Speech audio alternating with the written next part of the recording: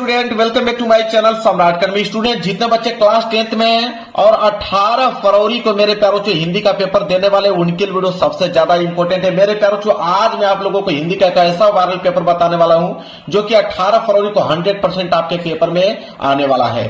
Code है मेरे प्यारों जो 801 HA कोड है मेरे प्यारों जो, नोट कर लो। और यह पेपर 70 नंबर का है और 70 में 70 नंबर बिल्कुल आज ही मैं आप लोगों को क्लियर कराने वाला हूं। सबसे पहले ऊपर अनुक्रमांक और नीचे अपना नाम सही सही डाल लीजिएगा। इस पेपर को हल करने के लिए आपके पास जो टाइम मिलेगा 3 घंटे 15 मिनट।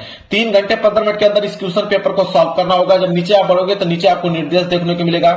निर्देश पढ़ना बहुत ही ज्यादा कंपलसरी है। पहला निर्देश बोला है कि प्रारंभ के 15 मिनट परीक्षार्थियों को प्रश्न पत्र पढ़ने के लिए निर्धारित है। कहने का मतलब है कि 15 मिनट आपको टाइम दिया जाएगा इस क्वेश्चन पेपर को पढ़ने के लिए और 3 घंटे में इस क्वेश्चन पेपर को सॉल्व करना होगा। वहीं अगर हम बात करें दूसरे निर्देश को लेकर, बोला है कि प्रश्न पत्र 2 खंडों में खंड अ तथा खंड ब में विभाजित है। यह पेपर 2 खंडों में बना हुआ है, एक तो खंड अ में, दूसरा खंड ब में।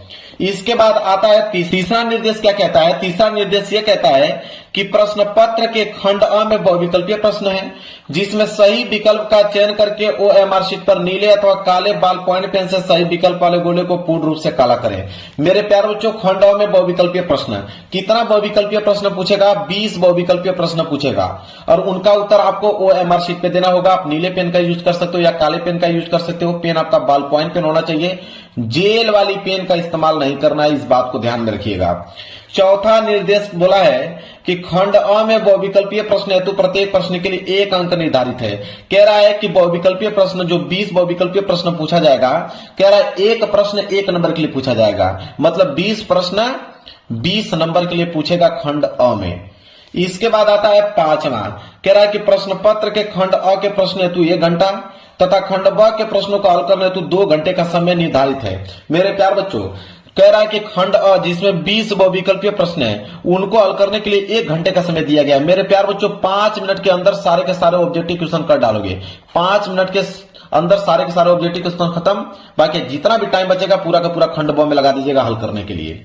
इसके बाद है लास्ट निर्देश कि प्रत्येक प्रश्न के सम्मुख उनके निर्धारित अंक दिए गए हैं। मतलब हर एक प्रश्न के आगे लिखा हुआ मिलेगा कि प्रश्न 1 नंबर का है, कि 2 नंबर का है, कि 4 नंबर का है, कि 6 नंबर का है। जितना भी नंबर का कोई भी प्रश्न होगा उसके सामने लिखा हुआ मिलेगा।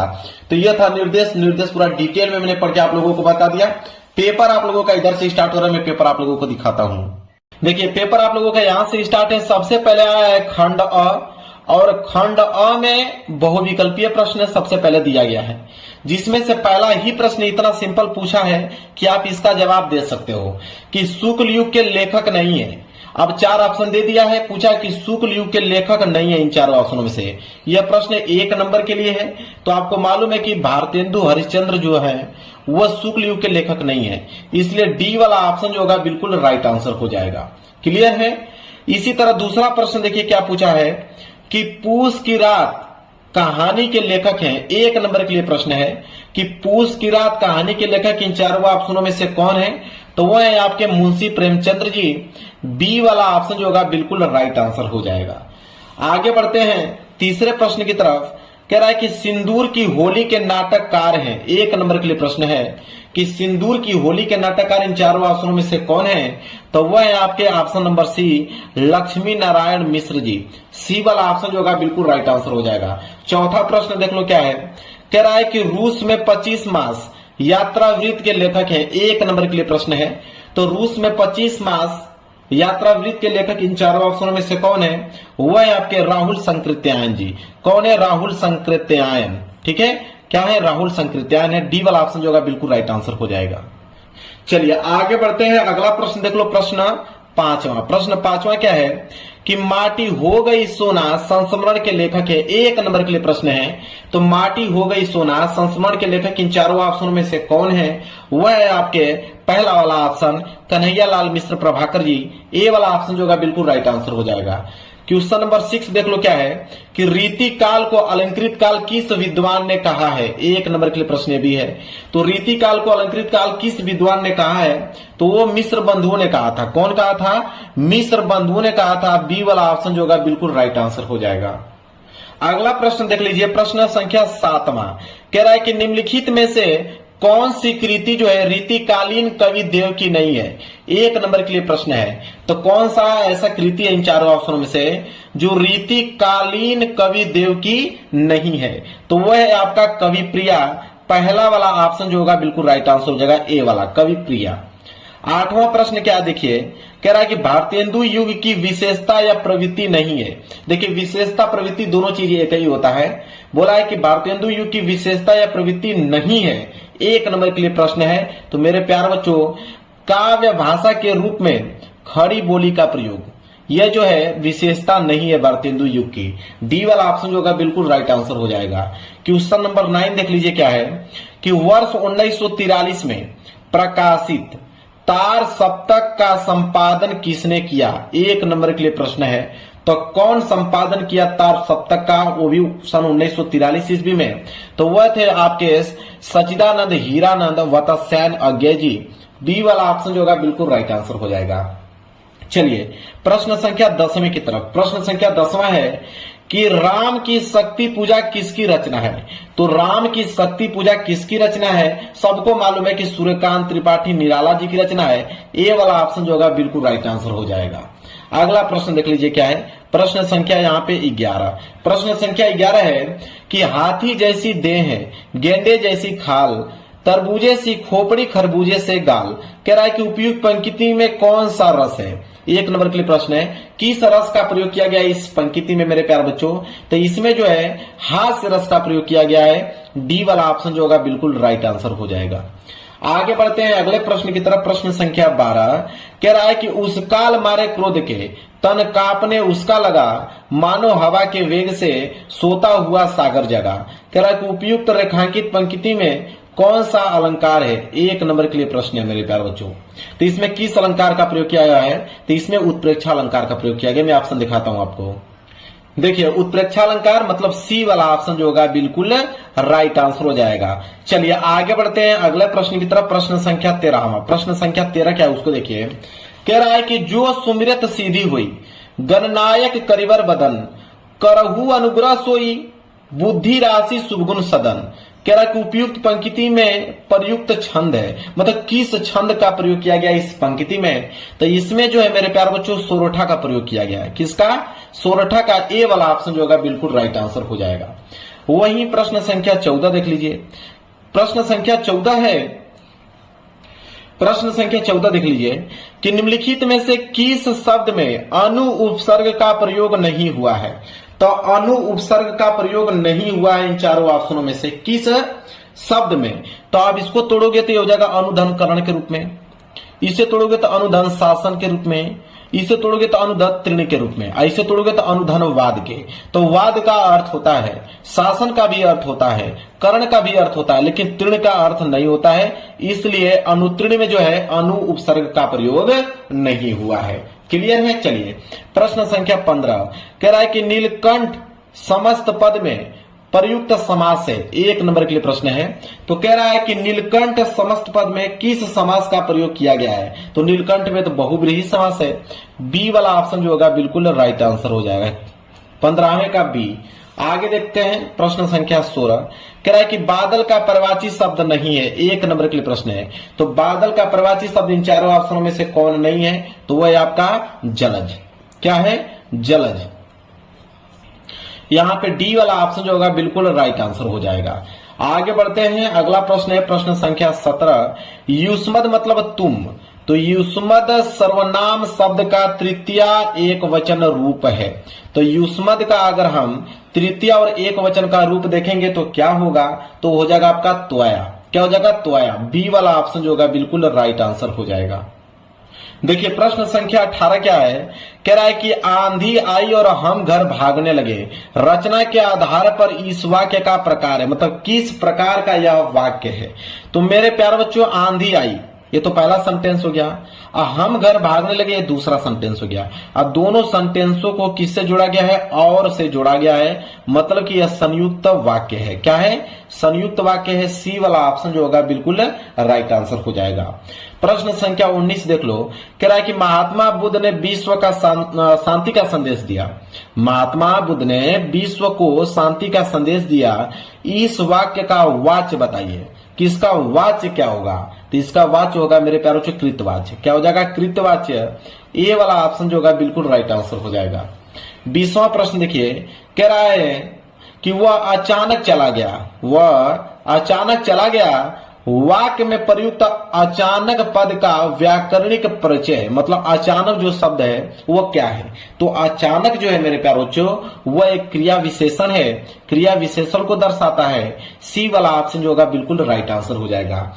तो मैंने 20 बहुविकल्पीय प्रश्न बता दिया और 20 के 20 ऑब्जेक्टिव क्वेश्चन बिल्कुल आपका एग्जाम में सही होकर आना होगा, एक भी क्वेश्चन आपको छोड़ना नहीं है। चलिए खंड अ अब आप लोगों का समाप्त हो गया। चलिए खंड अ समाप्त हो गया, यहां से स्टार्ट होगा आपका खंड ब।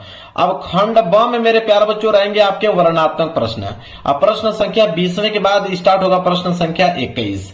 प्रश्न संख्या 21 क्या है कि निम्नलिखित में से किसी एक गद्यांश पर आधारित सभी प्रश्नों के उत्तर दीजिए। अब मेरे प्यारे बच्चों यह गद्यांश है और गद्यांश कितने नंबर के लिए पूछा है? 6 नंबर के लिए पूछा है, क्योंकि 3 प्रश्न होता है, 2-2 नंबर के हिसाब से 6 नंबर मिलेगा। लेकिन गद्यांश 2 दिया है, एक आपका क वाला दिया है और क वाला नहीं अगर आपको याद है तो आप अथवा करके दिया हुआ है नीचे ख वाला, आप ख वाला भी कर सकते हो। तो क और ख दोनों में से कोई एक ही आपको करना है। मैं इसका उत्तर आपको दोनों का बताऊंगा, जो आपको आसान लगेगा उसको याद करके जाइएगा, उसको करके आइएगा। तो पहले क वाला देखते हैं। क वाला क्या है कि कुसंग का ज्वर सबसे भयानक होता है, यह केवल नीति और सद्वृत्ति का विनाश नहीं करता बल्कि बुद्धि का भी क्षय करता है। किसी युवा पुरुष की संगति यदि बुरी होगी तो उसके पैरों में बंदी चक्की के समान होगी, जो उसे दिन दिन अवनति के गड्ढे में गिराती जाएगी, और यदि अच्छी होगी तो सहारा देने वाली बाहु के समान होगी, जो उसे निरंतर उन्नति की ओर ले जाएगी। बहुत इंपॉर्टेंट यहाँ पे गद्यांश दे रखा है। 3 प्रश्न है। पहला है कि उपयुक्त गद्यांश का संदर्भ लिखिए, 2 नंबर इस पे आप लोगों को मिलेगा। तो देखिए उत्तर हम लोग कैसे लिखेंगे, तो लिखेंगे उत्तर में 21वें का क, हिंट डाल देंगे कि कुसंग का ज्वर लास्ट में ले जाएंगे, ले जाएगी, ताकि हिंट से समझ में आ जाएगा एग्जामिनर को कि आपके कौन सा गद्यांश किया हुआ है। इसके बाद यहाँ पे संदर्भ पूछा था, तो पहला प्रश्न यहाँ पे हम लोग हेडिंग डालेंगे संदर्भ। संदर्भ में लिखेंगे कि प्रस्तुत गद्य अवतरण आचार्य रामचंद्र शुक्ल द्वारा लिखित एवं हमारी पाठ्य पुस्तक हिंदी के गद्य खंड में संकलित मित्रता नामक निबंध से अवतरित है। मतलब कि मित्रता चैप्टर से लिया गया है और इसके जो लेखक हैं वो कौन है? आचार्य रामचंद्र शुक्ल जी हैं। क्लियर है? चलिए यहां से 2 नंबर आप लोगों का पक्का हो गया। इसके बाद दूसरा प्रश्न है कि गद्यांश के रेखांकित अंश की व्याख्या कीजिए, 2 नंबर इस पे भी मिलेगा, जहां तक अंडरलाइन किया गया है कि कुसंग का ज्वर सबसे भयानक होता है, यह केवल नीति और सद्वृत्ति का विनाश नहीं करता बल्कि बुद्धि का भी क्षय करता है। इसका आप लोगों को व्याख्या बताना पड़ेगा। तो देखिए व्याख्या कैसे लिखोगे, तो देखिए दूसरे का उत्तर रेखांकित अंश की व्याख्या आप हेडिंग बना लीजिए।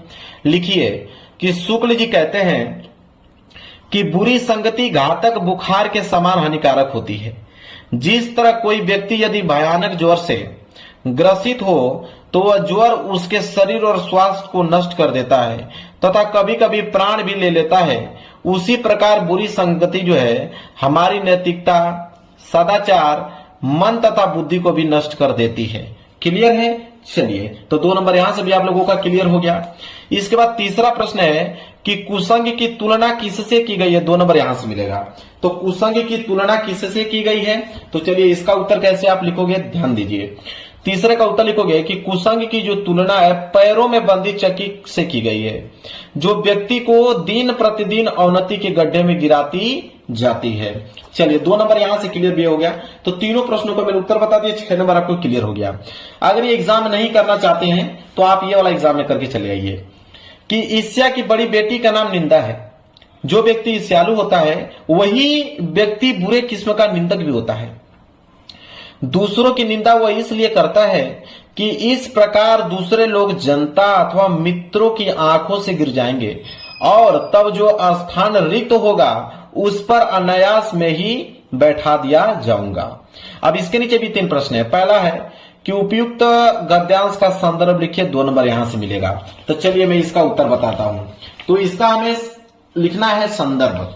तो देखिए सबसे पहले आप हिंट लिख दीजिए, जैसे खवला है, ईस्या की बड़ी बेटी, शुरू की लाइन लिख दीजिए, डॉट डॉट लास्ट का लाइन लिख दीजिए, बैठा दिया जाऊंगा ताकि एग्जामिनर को समझ में आ जाएगा आपने कौन सा गद्यांश किया हुआ है। इसके बाद पहला प्रश्न क्या बोला था, संदर्भ। हेडिंग डालिए, लिखिए कि प्रस्तुत गद्य अवतरण हमारी पाठ्य पुस्तक हिंदी के गद्य खंड में संकलित एवं श्री रामधारी सिंह दिनकर द्वारा लिखित ईस्या तू न गई मेरे मन से नामक मनोवैज्ञानिक निबंध से उद्धृत है। कहने का मतलब है कि किस चैप्टर से लिया गया है, ईस्या तू न गई मेरे मन से। कौन लिखे हैं, तो रामधारी सिंह दिनकर जी लिखे हैं। 2 नंबर आपको मिल गया। इसके बाद है कि गद्यांश के रेखांकित अंश की व्याख्या कीजिए, 2 नंबर यहां मिलेगा कि ईस्या की बड़ी बेटी का नाम निंदा है, जो व्यक्ति श्यालु होता है वही व्यक्ति बुरे किस्म का निंदक भी होता है। यहां तक अंडरलाइन किया गया है, इसका हमें व्याख्या बताना है। चलिए देखिए व्याख्या कैसे लिखोगे आप, तो व्याख्या नोट कीजिए, खा वाला मतलब दूसरे वाला का रेखांकित अंश की व्याख्या हेडिंग डाल लीजिए, लिखिए कि दिनकर जी का मत है कि जैसे ही हमारे मन में ईर्ष्या की भावना जन्म लेती है वैसे ही निंदा की भावना भी उत्पन्न होती है। इसलिए निंदा को ईर्ष्या की बड़ी बेटी अथवा पहली संतान कहा गया है। जो व्यक्ति किसी के प्रति ईर्ष्यालु होता है वह अत्यंत बढ़ा चढ़ाकर उसकी बुराई करता है। बस इतना ही आपको लिखना है, 2 नंबर आपको मिल जाएगा। तीसरा है कि ईर्ष्यालु व्यक्ति दूसरों की निंदा क्यों करता है, 2 नंबर यहां से आपको मिलेंगे। तो इसका भी आंसर हम बताते हैं, नोट कीजिए तीसरे का कि ईर्ष्यालु व्यक्ति दूसरों की निंदा यह सोचकर करता है कि जब निंदित व्यक्ति समाज की नजरों से गिर जाएगा तब उसके स्थान पर वह स्वयं विराजमान हो जाएगा। क्लियर है। चलिए तो यहां से 6 नंबर आपको मिल गया। तो मैंने दोनों बताया आप लोगों को, क वाला भी बता दिया और नीचे अथवा करके ख वाला बता दिया। तो जो आपको आसान लगा होगा उसको याद करके जाइएगा, एग्जाम में उसको करके आइएगा। चलिए अब आता है प्रश्न संख्या 22। प्रश्न संख्या 22 है कि निम्नलिखित में से किसी एक पद्यांश पर आधारित सभी प्रश्न को उत्तर दीजिए। अब यह पद्यांश आ गया, अभी हमने गद्यांश करके आया। प्रश्न संख्या 21, प्रश्न संख्या 22 पद्यांश है और पद्यांश विषय में 6 नंबर के लिए ही होता है। इसमें भी आपके 2 प्रश्न होते हैं, एक क वाला और क वाला नहीं कर पाते हो, नहीं याद है आपको तो अथवा करके आप नीचे ख वाला कर सकते हो। तो मैं तो आंसर दोनों को बताऊंगा, जो आसान लगेगा उसको याद करके जाइएगा।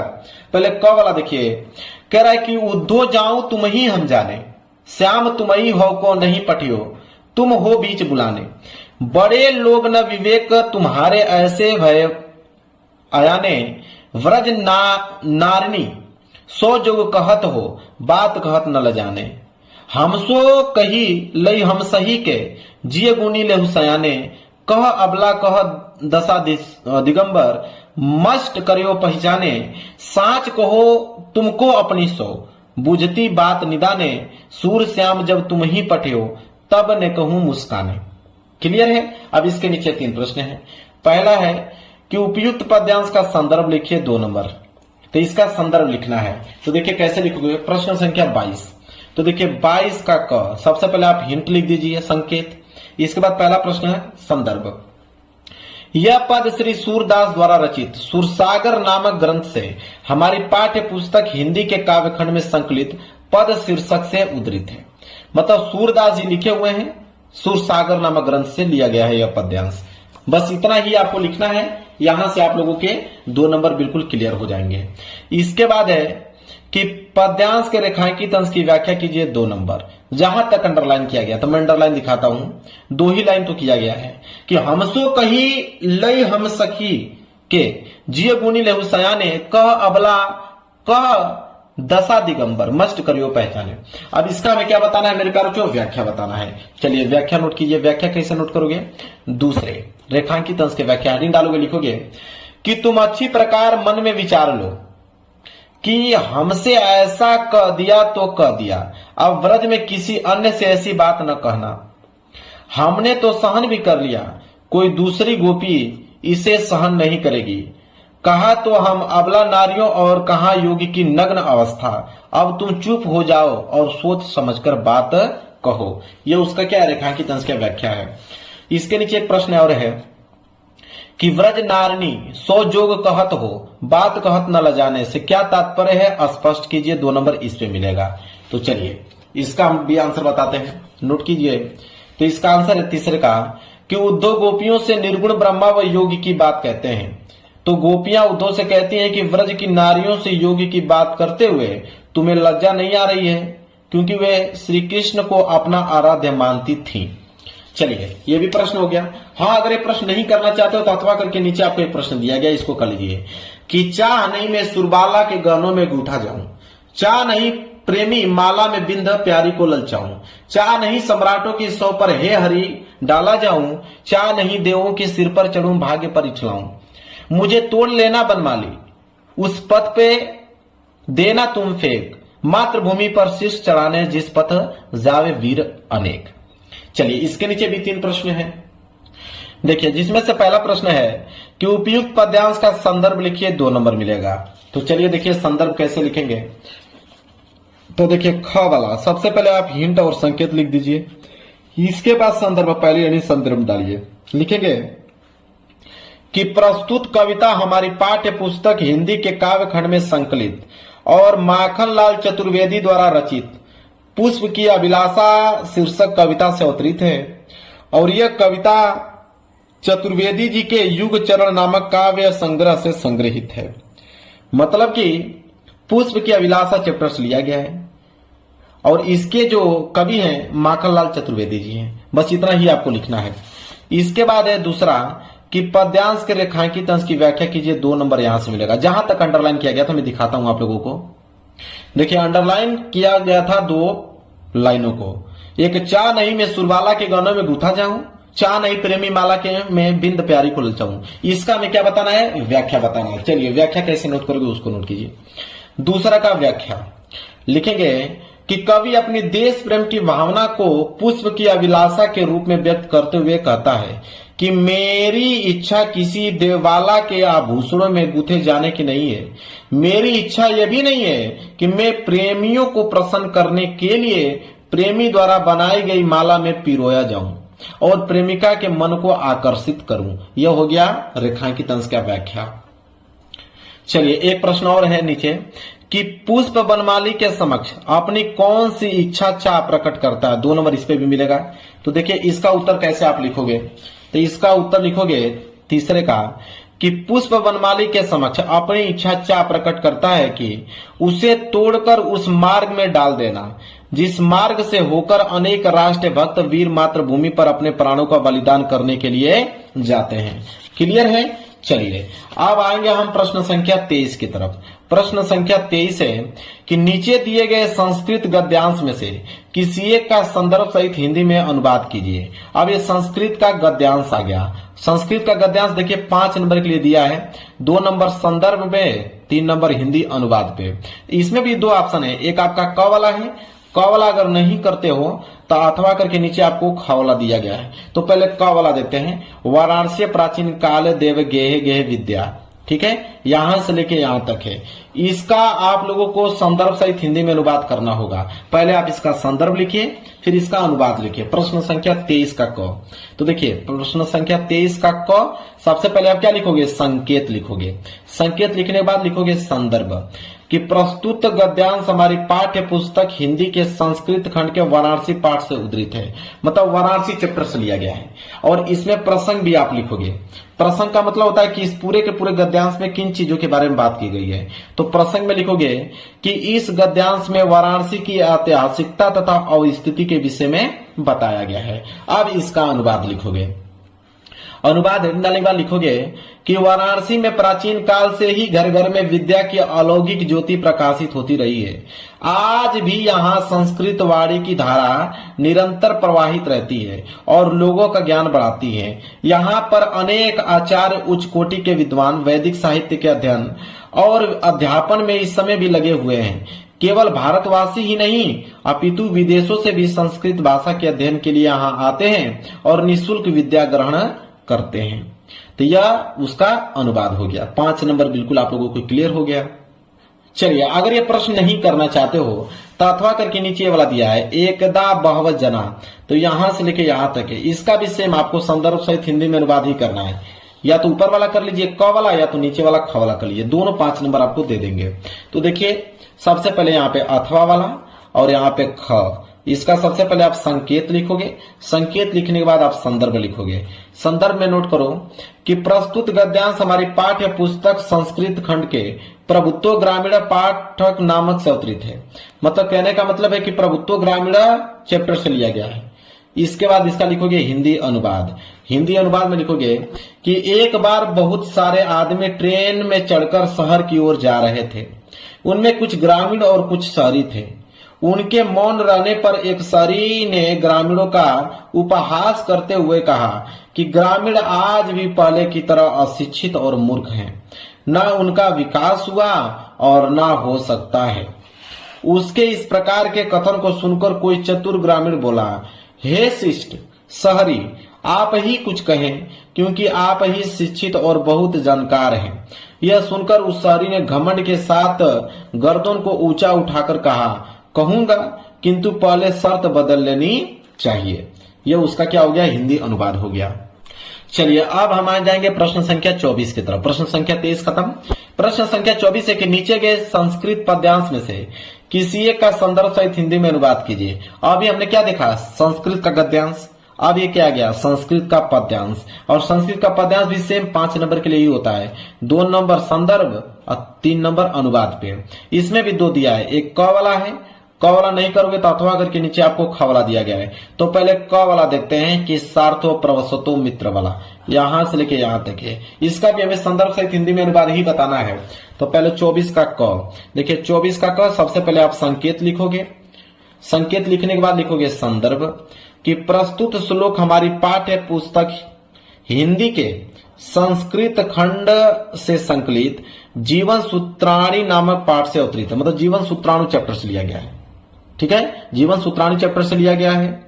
और इसका हिंदी अनुवाद की अगर हम बात करें तो हिंदी अनुवाद इसका क्या होगा कि एक मित्र उस व्यक्ति के लिए मित्र होता है जो दूर रहता है, और एक पत्नी उस व्यक्ति के लिए मित्र होती है जो घर पर होता है। चिकित्सक दुखियों का मित्र होता है और दान मरते हुए का मित्र होता है। क्लियर है, हो गया उसका मेरे प्यारों चो अनुवाद। अगर ये ऊपर वाला नहीं करना चाहते हो क वाला, तो आप नीचे वाला कर सकते हो, बंधम मरणम वापी जय वापी पराजय उभयत्र समो वीर वीर भाव ही वीरता, इसका कर सकते हो। तो इसका सबसे पहले आप देखिए अथवा, और यहाँ पे ख वाला। सबसे पहले आप इसका क्या लिखोगे, संकेत। इसके बाद आप लिखोगे संदर्भ। संदर्भ में लिखोगे प्रस्तुत श्लोक हमारी पाठ्य पुस्तक हिंदी के संस्कृत खंड वीर वीरेन पूजते नामक पाठ से उद्धृत है।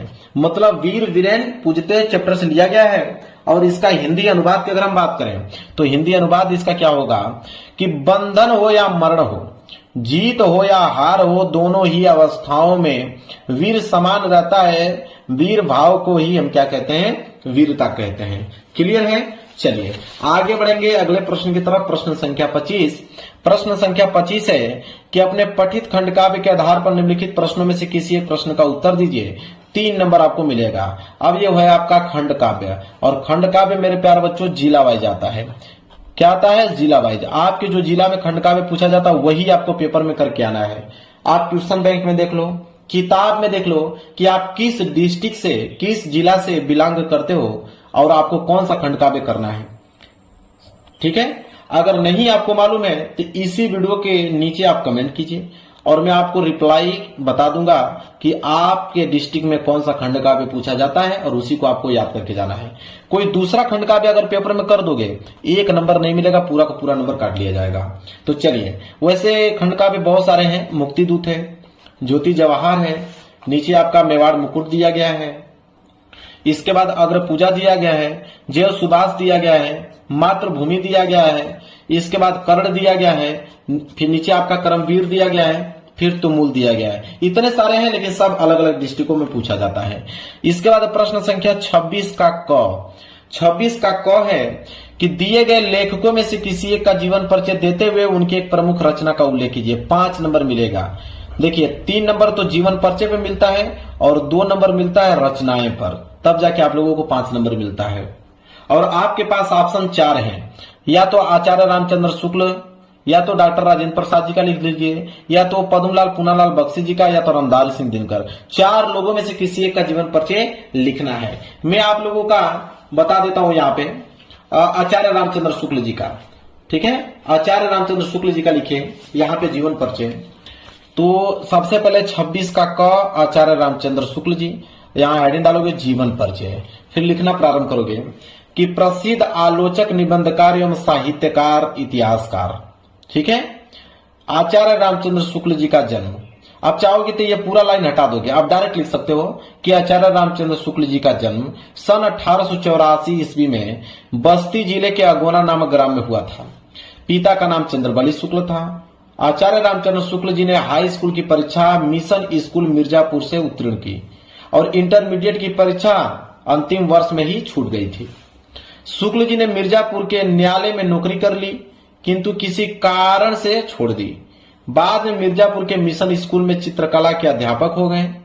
स्वाध्याय से उन्होंने हिंदी, अंग्रेजी, संस्कृत, बांग्ला आदि भाषाओं का अच्छा ज्ञान प्राप्त कर लिया।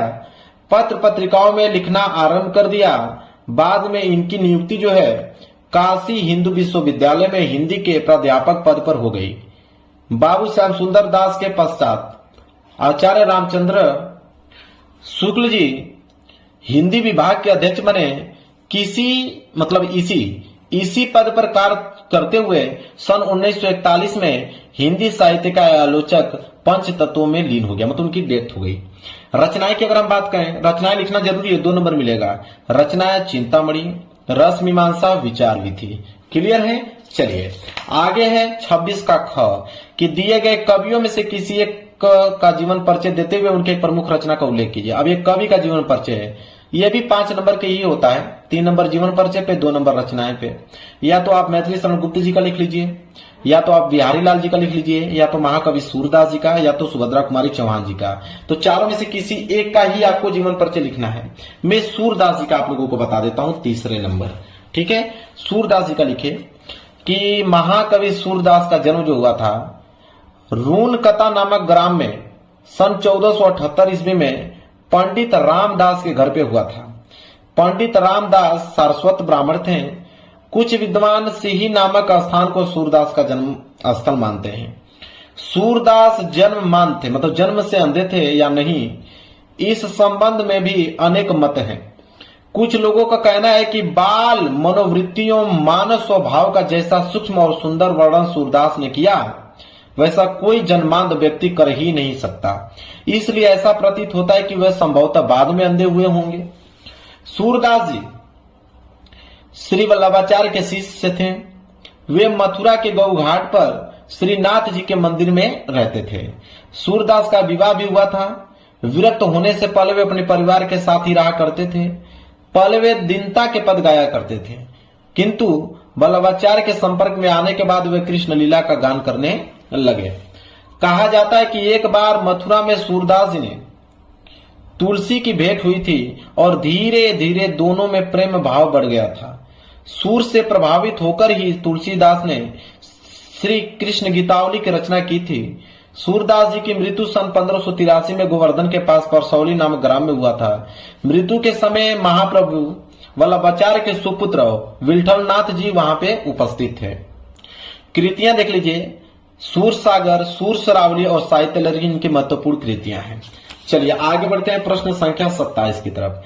प्रश्न संख्या 27 है कि अपने पाठ्य पुस्तक में से कंठस्थ कोई एक श्लोक लिखिए जो इस प्रश्न पत्र में न आया हो, 2 नंबर मिलेगा। तो कोई एक ऐसा श्लोक लिखना है जो इस पेपर में न आया है।